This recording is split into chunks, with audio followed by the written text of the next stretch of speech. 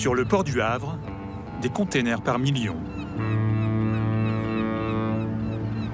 En moyenne, 20 000 arrivent chaque semaine. 70% viennent de Chine. À l'approche de Noël, beaucoup sont remplis de jouets, attendus de pied ferme par des douaniers. On est par là aujourd'hui. Intoxication, étouffement, brûlure, les accidents avec des jouets sont courants, parfois même mortels. L'année dernière, un garçon de 2 ans est décédé après avoir avalé une pile au lithium contenue dans une toupie. On a des marchandises qui restent dans un conteneur pendant 30 jours. Il y a des gaz qui peuvent se former. C'est des vapeurs au niveau du plastique, des vapeurs toxiques. Et donc on s'équipe de masques. Ludovic est l'un des 300 agents des douanes du Havre. Là, on va pouvoir le serrer. Sa mission, s'assurer que ces marchandises destinées à des petites ou grandes surfaces sont aux normes et non dangereuses. Les containers ont été choisis en fonction de leur provenance, de la nature des produits et du profil de l'importateur. Ouais, vous voulez que je vous le prenne? C'est bon, c'est pas très lourd.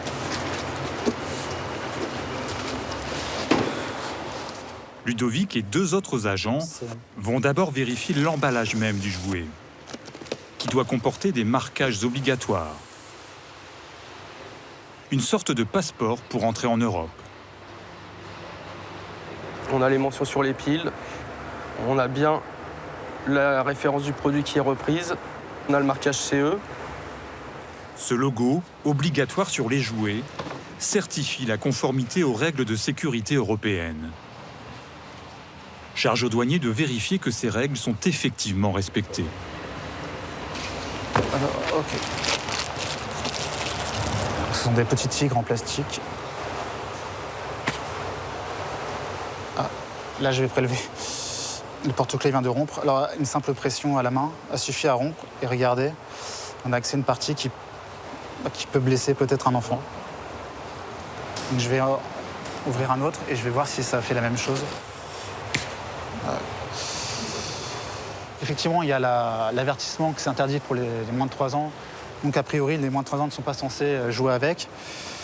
Mais il y a l'aspect quand même, l'aspect dangereux. Je veux dire, un enfant de 3, même 3 ans qui joue avec, eh ben, il va pouvoir peut-être se blesser avec.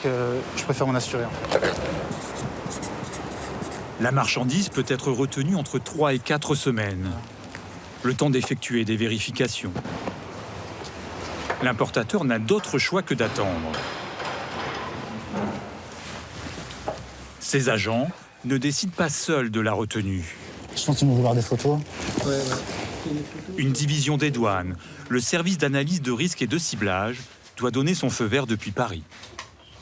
Donc ce sont des porte-clés. Oui. Et donc lors du contrôle, la partie métallique s'est détachée très facilement. D'accord. Donc il faudrait à ce moment-là faire un prélèvement pour qu'on les envoie au laboratoire. D'accord. Ça devient un petit élément. Exact. C'est dangereux pour les enfants parce qu'il y a un risque d'ingestion. D'accord, très bien. Parfait. Bonne soirée. Bonne Au revoir. soirée. La demande de contrôle est confirmée.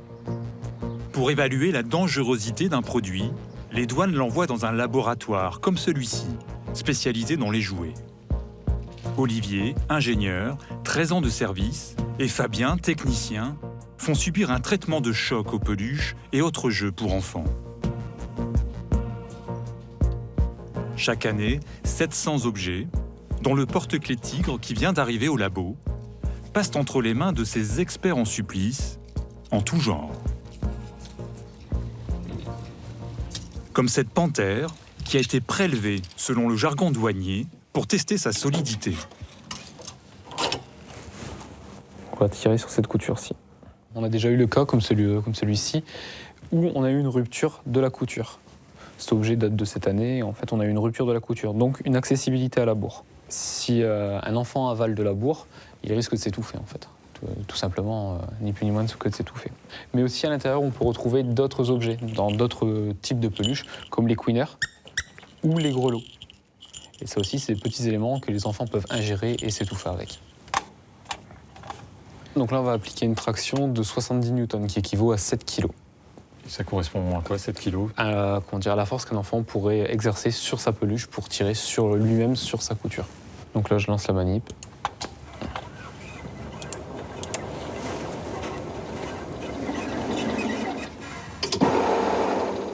Donc là, on peut observer qu'il n'y a aucune rupture de la couture. On le voit bien sur le graphique. La montée en tension et le maintien en tension. Le calvaire de la panthère ne fait que commencer. Après les coutures, les yeux. Ils ne doivent pas s'arracher facilement afin d'éviter un avalement accidentel. Là aussi, la peluche réussit le test. Avant le prochain contrôle, elle est placée dans ce réfrigérateur.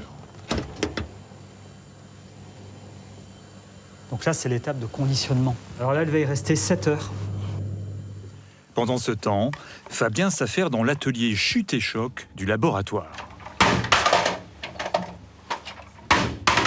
Donc pour le test de chute, je vais lâcher 5 fois le jouet d'une hauteur de 85 cm. C'est une hauteur moyenne d'un enfant, je pense. L'objet ne casse pas. Prochaine victime, un lampadaire. Et on lâche la masse à une hauteur de 10 cm. Donc là, on soulève la masse et on voit que l'objet a cassé et a libéré un petit élément. Donc on a un cylindre qui simule la gorge d'un enfant. Donc là, on prend notre élément, on le met dans le cylindre. Si l'élément ne dépasse pas le cylindre, on le considère comme un petit élément, donc une non-conformité, car l'enfant peut ingérer ce petit élément et on ne peut pas le rattraper avec ses doigts. Après 7 heures, à une température et un taux d'humidité respectant les normes d'essai européennes, la panthère va passer l'épreuve du feu. Cet appareil reproduit la flamme d'une bougie. Allez, c'est parti. Top.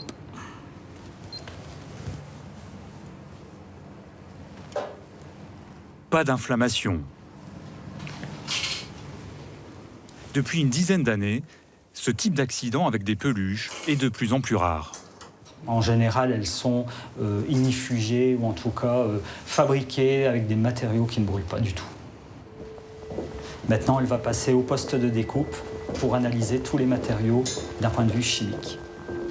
Les jouets comportent aujourd'hui de nombreux composants, parfois nocifs, que les blouses blanches des douanes sont capables de déceler. Pour cela, les techniciens dissèquent le jouet comme des médecins légistes. Même les objets a priori les plus inoffensifs n'échappent pas à la pince et au scalpel. C'est pour les enfants tout petits, qu'ils ont l'habitude de mettre tout à la bouche. Donc, quand il va jouer dans son bain avec ce canard, eh bien, il va mettre les parties du jouet à la bouche.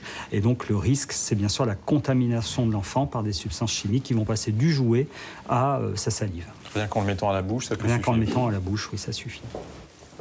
Des morceaux du canard ont été dissous et échantillonnés afin d'identifier des substances interdites. Le résultat, visible sur ce graphique, réserve des surprises. On se rend compte qu'il s'agit du DEHP. Le DEHP est un phtalate, est une molécule qui fait partie donc, des substances CMR, cancérigènes, mutagènes, reprotoxiques, et qui est donc pas autorisée dans les plastiques constituant du jouet. On a trouvé 14% de DEHP.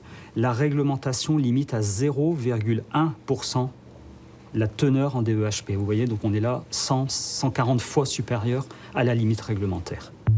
Ce canard de bain, mâchouillé par des enfants, peut provoquer à long terme des cancers du foie, du rein et de l'appareil reproductif. 15 jours plus tard, le porte-clés Tigre bloqué au Havre a réussi les tests chimiques. Son étiquette mentionne clairement qu'il est interdit aux moins de 3 ans. Il est jugé conforme et peut rejoindre les rayons. Lorsqu'un jeu n'est pas aux normes, comme ce livre labyrinthe dont le pictogramme d'interdiction aux moins de 3 ans n'est pas à la bonne taille, l'importateur doit, à sa charge, remettre le jouet en conformité.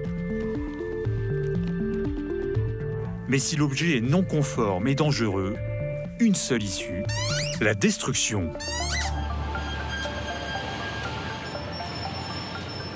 Donc là, ça va être basculé.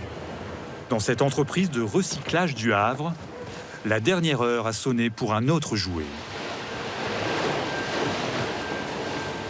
Sous l'œil de Jérôme Gautrefeuille, chef divisionnaire de la direction des douanes du Havre. Qu'est-ce que ça vous inspire, cette scène? La fin du processus du retrait de marchandises de l'Union européenne. Donc c'est une satisfaction en tant que douanier. Voilà. Dans ces cartons, 2100 exemplaires d'une peluche fabriquée en Chine, destinée à un grossiste français, qui après passage au laboratoire de Lille, ont été jugés dangereux. Une petite corde qui était jointe au harnais est trop longue. Ça doit être 30 cm maximum, là c'est 50 cm. Donc c'est le risque d'étranglement pour les enfants. Et d'autre part, il y a les parties de ce jouet, ce petit chien qui pouvait s'arracher. Voilà. Donc risque d'ingestion pour les enfants. Donc c'est non conforme. Donc la seule solution, c'est de la destruction. Et ça sera la fin de l'opération pour ces pauvres petits chiots qui n'iront pas étouffer des enfants pour Noël. Voilà. La destruction est facturée à l'importateur, environ 400 €. S'ajoute la perte de la marchandise, d'une valeur de plus de 6 000 € et une amende douanière de 300 €. L'année dernière en France, sur 6 700 000 jouets contrôlés, plus de 400 000 ont été bloqués pour non-conformité. Un tiers d'entre eux ont été détruits, car dangereux.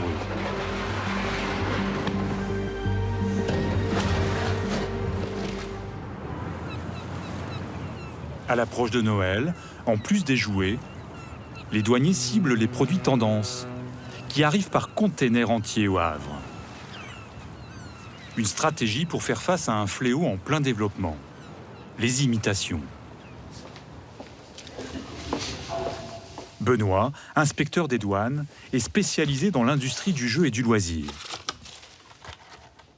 Parmi ses dernières prises, des écouteurs très en vogue, en provenance de Chine, qui ressemblent à s'y méprendre à un modèle d'une marque bien connue.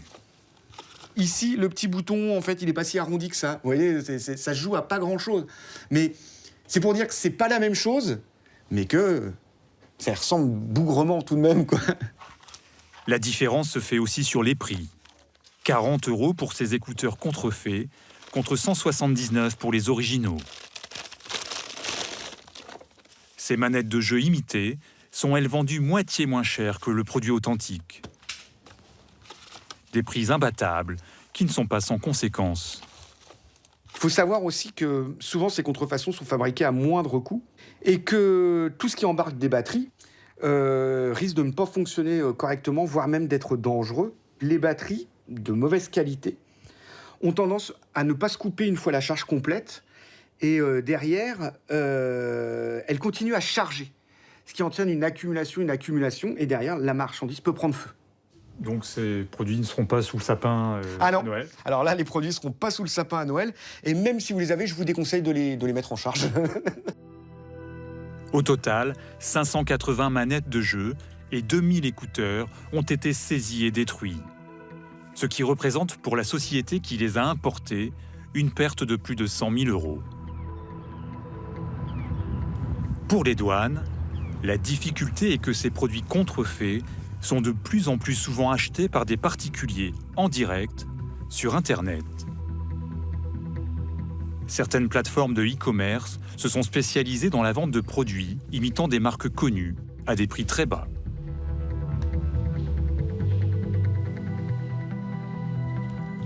La copie est parfois poussée à l'extrême. Comme cette paire de baskets qui reprend le logo d'une société française de luxe, en changeant seulement quelques lettres, à un prix 10 fois moindre que le produit d'origine. Nombre de ces colis individuels arrivent par avion dans les centres de tri de l'aéroport Roissy-Charles de Gaulle, première plateforme de fret européenne. Plus d'1 million par jour au moment des fêtes en décembre. Ici aussi, les douanes ciblent leur contrôle. Sur ces chaînes, n'arrivent que des produits à bas prix, moins de 22 € en provenance de Chine. Autant de cadeaux potentiels pour Noël. Alors là, tout simplement, on est en train de palper un petit peu. et d'utiliser un petit peu notre flair douanier pour voir ce qu'il peut y avoir dans ces colis et récupérer tout ce qui peut être potentiellement de la contrefaçon. Ouais, le jaune, c'est une ceinture. Joséline et sa collègue Isabelle ont leur technique. Donc ça peut être la forme, ça peut être le poids, ça peut être plusieurs choses qui pourraient me paraître suspectes. En moins d'une demi-heure, elles remplissent un chariot complet d'objets qui leur paraissent douteux. La pêche est plutôt bonne. Je pense que c'est un sac de marque. Un vrai? Oh non, ça c'est de la contrefaçon. D'accord, vous le voyez. Un sac comme celui-ci vaut entre 800 et 1000 euros.